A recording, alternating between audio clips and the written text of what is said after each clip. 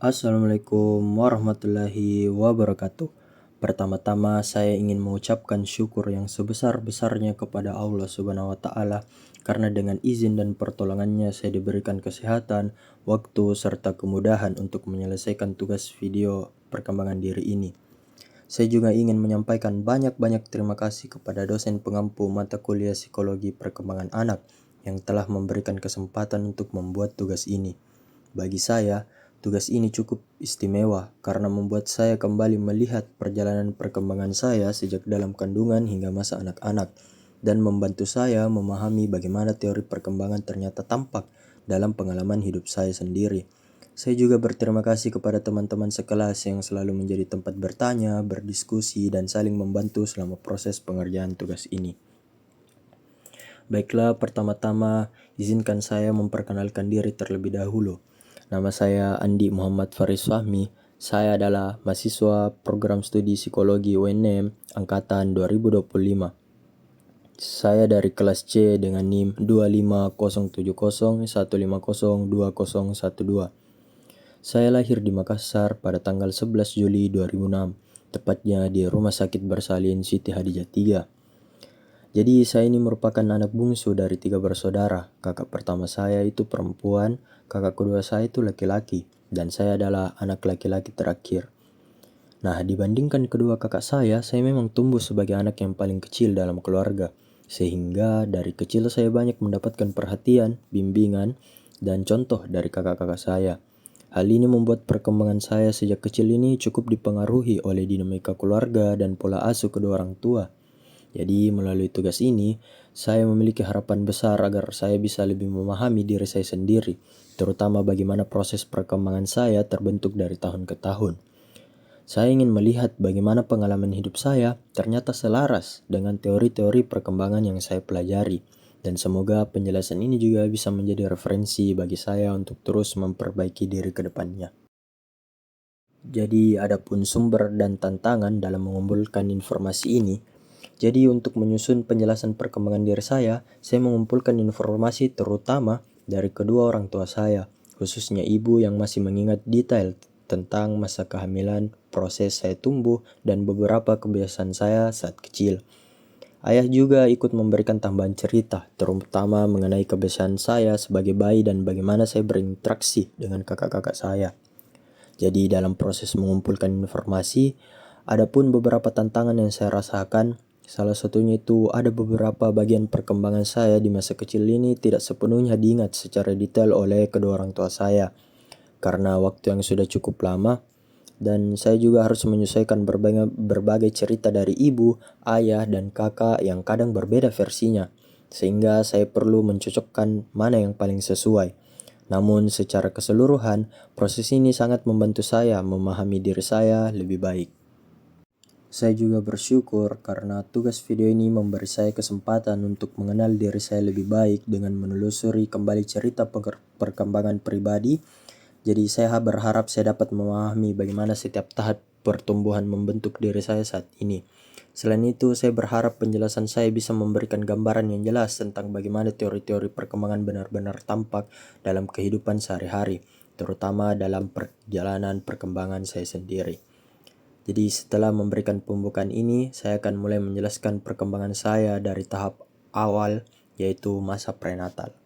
Baik, jadi masa prenatal adalah masa perkembangan sebelum lahir, yang dimulai sejak pembuahan sampai proses kelahiran. Pada trimester pertama, bagian-bagian dasar tubuh seperti jantung, otak, dan organ-organ utama mulai terbentuk. Memasuki trimester kedua, janin mulai menunjukkan perkembangan saraf yang lebih pesat, hingga akhirnya bisa bergerak, menendang, dan merespon rangsangan dari luar seperti suara. Tepat pada usia sekitar 26 minggu, pendengaran janin itu sudah berfungsi, sehingga janin mulai bisa merespon suara orang tua dari luar kandungan. Pada trimester ketiga, perkembangan otak itu semakin matang dan janin mulai merespon cahaya, sentuhan, dan suara dengan lebih jelas. Secara emosional juga, ikatan ibu dan janin itu terbentuk karena adanya hormon oksitosin yang membuat ibu dan bayi merasakan kedekatan. Jadi pada masa ini, menurut ibu saya itu kehamilannya itu termasuk yang paling tenang dibandingkan dua kehamilan sebelumnya. Jadi di trimester pertama itu ibu saya itu hanya mengalami mual ringan dan tetap bisa beraktivitas seperti biasa. Ia menjaga pola makan, minum vitamin, serta menghindari stres. Ibu saya juga itu sering berkata bahwa ia merasa lebih siap karena sudah berpengalaman merawat kehamilan. Nah, memasuki trimester kedua, ibu saya itu mulai merasakan gerakan saya untuk pertama kalinya. Ia bercerita bahwa saya termasuk janin yang sangat aktif. Setiap kali ibu duduk, beristirahat, atau mendengar suara ayah, saya langsung bergerak atau menendang kecil. Ya, ibu juga memberitahu bahwa suara ayat suci yang diputar di rumah membuat saya lebih aktif soalnya saya ikut mendengarkan. Nah, masuk di tahap trimester ketiga, gerakan saya itu menjadi semakin kuat dan teratur. Ibu sering terbangun malam-malam karena saya bergerak seolah sedang bermain. Meski melelahkan, ibu saya itu merasa senang karena itu menandakan saya sehat. Ketika lahir, berat saya itu sekitar 3,5 dan panjang saya itu sekitar 49 sampai 50 cm. Jadi ukuran yang sehat untuk bayi yang baru lahir. Tangisan saya, kata ibu saya itu keras dan respon saya aktif, menandakan perkembangan parental saya berjalan baik. Baik, kita masuk pada masa bayi 0 sampai 2 tahun. Jadi pada masa bayi, anak berada dalam tahap perkembangan sensori motor menurut Piaget. Anak belajar melalui panca indera dan gerakan. Pada masa ini, perkembangan fisik berjalan sangat cepat. Bayi mulai tengkurap, duduk, merangkak, berdiri, dan berjalan. Nah, secara emosional, bayi berada pada tahap trust versus mistrust menurut Erikson, yaitu masa ketika bayi belajar percaya pada pengasuh ketika kebutuhannya dipenuhi secara konsisten. Bahasa berkembang dari cooing atau suara-suara lembut, kemudian babbling seperti baba, mama, hingga akhirnya mengucapkan kata pertama. Nah, secara moral, bayi masih berada pada tahap awal menurut Kohlberg, yaitu hanya mengenali rasa nyaman atau tidak nyaman. Nah, pada tahap ini, ibu saya itu bercerita bahwa saya adalah bayi yang aktif dan cepat berkembang pada usia 3-4 bulan. Saya sudah mulai bisa mengangkat kepala dan tengkurap. Tidak lama kemudian saya bisa duduk sendiri dan merangkak dengan cepat, hingga pada akhirnya saya bisa berjalan sebelum usia 2 tahun. Saya dikenal sebagai bayi yang suka bereksplorasi, memegang apa saja yang terlihat menarik atau mengikuti kakak-kakak saya yang sedang bermain. Sebagai anak terakhir, saya mendapatkan banyak perhatian dari kakak-kakak saya. Walaupun saya terpaut usia yang cukup jauh, mereka itu sering mengajak saya bermain, menenangkan saya, bahkan menyuapi saya. Karena itu, ikatan saya dengan keluarga terbentuk sangat kuat. Saya memiliki secure attachment dengan ibu saya. Karena ketika saya menangis, pasti saya akan tenang ketika dipegang atau digendong olehnya. Nah, dalam hal bahasa juga ibu menceritakan bahwa saya mulai mengoceh sejak usia beberapa bulan dan kakak-kakak saya sering menirukan suara saya sehingga saya semakin suka bersuara. Jadi, ketika usia saya sekitar 1 tahun, saya mulai mengucapkan kata pertama. Nah, dari sisi moral saya mengenali dunia berdasarkan perasaan, kata ibu. Jadi senang ketika dipeluk, tidak nyaman ketika lapar atau mengantuk. Baiklah, kita masuk ke tahap masa anak awal 2-6 tahun. Jadi pada usia 2-6 tahun, anak masuk tahap praoperasional. Menurut Piaget, anak mulai berpikir secara simbolik, berimajinasi dan bermain pura-pura. Namun, anak masih memiliki sifat egosentris dan kesulitan memahami sudut pandang orang lain. Nah, pada tahap ini juga, motorik kasar dan halus itu berkembang sangat pesat. Bahasa juga mengalami perkembangan besar. Anak semakin lancar berbicara dan sering menggunakan private speech untuk membantu dirinya berpikir. Nah, secara emosional, anak berada pada tahap otonomi versus shame dan initiative versus guilt menurut Erikson, yaitu masa di mana anak-anak ingin mandiri dan bereksplorasi. Nah, secara moral, anak berada pada tahap pra-konfesional, yaitu menilai benar atau salah berdasarkan konsekuensi. Nah, dari cerita yang saya dapat dari ibu saya pada masa ini, saya tumbuh sebagai anak yang penuh imajinasi. Saya sering bermain pura-pura, misalnya menjadi polisi, sopir mobil, atau tokoh kartun. Saya banyak meniru kakak-kakak saya, baik dalam bermain maupun dalam cara berbicara. Motorik kasar saya itu semakin kuat. Saya suka berlari, memanjat, dan melakukan aktivitas yang membuat saya bergerak bebas. Motorik halus saya juga berkembang. Saya mulai bisa menggambar garis, bentuk, dan mewarnai. Nah, bahasa saya itu juga sangat berkembang sangat pesat pada periode ini. Saya banyak bertanya dan terkadang berbicara sendiri, bermain seperti mobilku mau lewat sini, misalnya seperti itu. Ini sesuai dengan konsep private speech yang membantu anak mengatur pikirannya.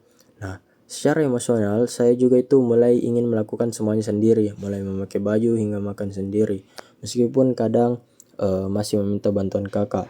Nah, pada tahap ini secara moral saya memandang tindakan sebagai baik ketika saya mendapat pujian dan salah ketika saya dimarahi. Baik, setelah tadi masa penjelasan masa anak awal, kita masuk pada penjelasan masa anak tengah 6 sampai 9 tahun. Jadi pada masa ini anak memasuki tahap operasional konkret menurut Piaget. Anak mulai bisa berpikir logis terhadap hal-hal nyata, mulai dari mengelompokkan objek, mengurutkan benda, hingga memahami konservasi.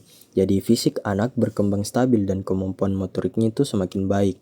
Bahasa juga berkembang. Anak dapat menyusun cerita dengan lebih teratur dan mempelajari kosakata baru.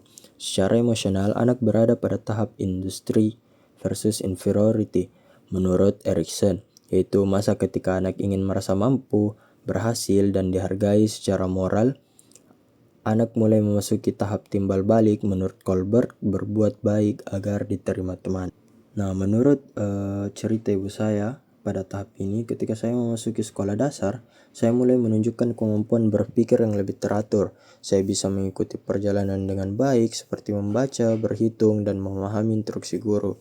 Saya senang ketika mendapatkan nilai bagus atau pujian, karena itu membuat saya merasa diterima dan dihargai.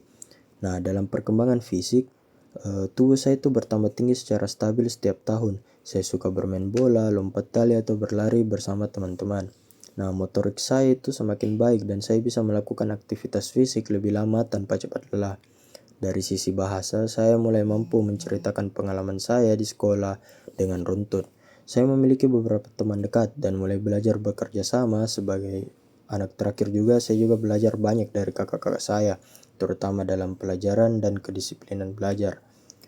Jadi secara moral juga saya itu mulai berbuat baik agar diterima teman dan guru, bukan sekadar karena takut dimarahi. Pada tahap ini juga saya sangat aktif karena saya dapat banyak teman baru dan pengalaman-pengalaman baru.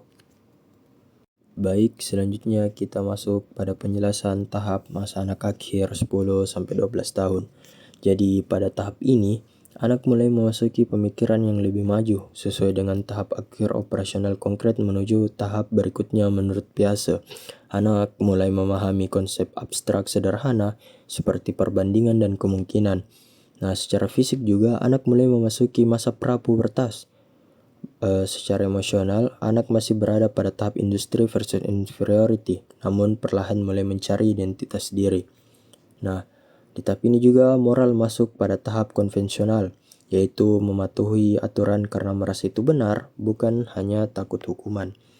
Nah, pada usia 10-12 tahun ini, perkembangan fisik saya itu semakin terlihat. Tinggi badan saya meningkat cukup cepat dan tubuh saya mulai tampak lebih tegap. Berat badan saya bertambah stabil dan saya merasa lebih kuat secara fisik. Saya lebih berani mengikuti kegiatan olahraga di sekolah seperti lari atau sepak bola atau bermain basket.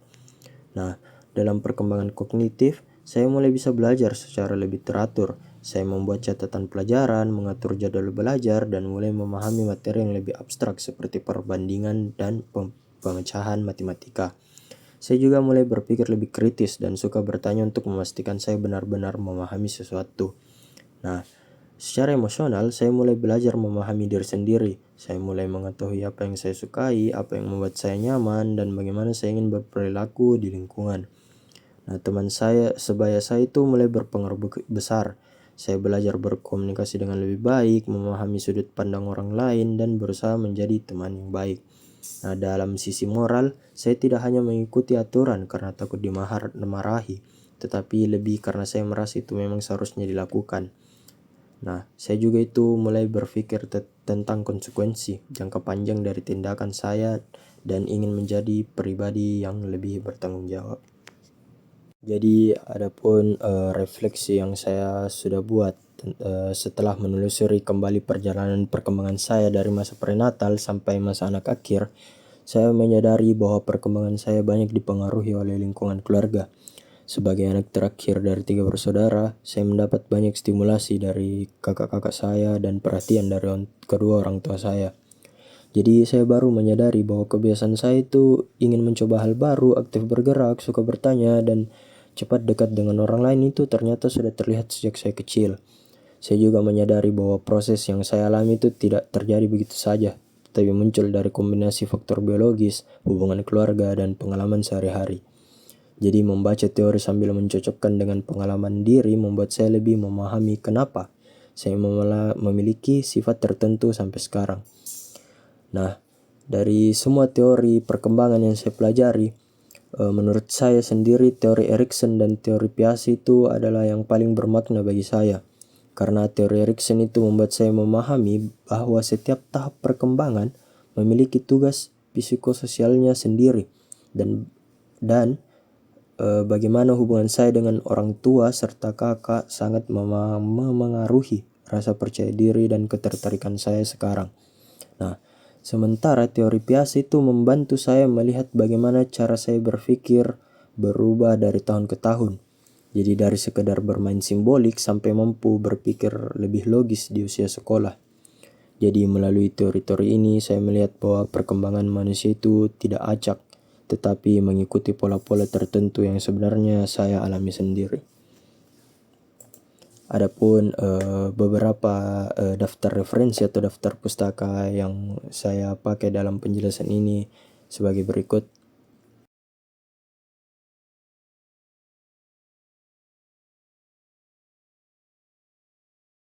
Baik, sebagai penutup, saya menyadari bahwa setiap masa perkembangan itu memiliki pengaruh besar dalam membentuk diri saya hari ini, mulai dari masa dalam kandungan, masa bayi, hingga masa anak akhir. Jadi semua pengalaman yang saya lewati berperan membentuk cara saya berpikir, merasa, dan berperilaku. Pengalaman sebagai anak laki-laki terakhir dari 3 bersaudara, perhatian keluarga, serta lingkungan tempat saya tumbuh memberikan pengaruh besar dalam perkembangan saya. Tugas ini membantu saya memahami bahwa teori-teori perkembangan bukan hanya materi kuliah, tetapi benar-benar terlihat dalam perjalanan hidup saya. Jadi, semoga pemahaman ini menjadi dasar untuk membantu saya berkembang menjadi pribadi yang lebih baik di masa depan. Jadi, mungkin sekian dari video saya. Bila ada penjelasan yang kurang atau salah kata dari saya, mohon dimaafkan. Wabillahi taufiq wal hidayah. Wassalamualaikum warahmatullahi wabarakatuh.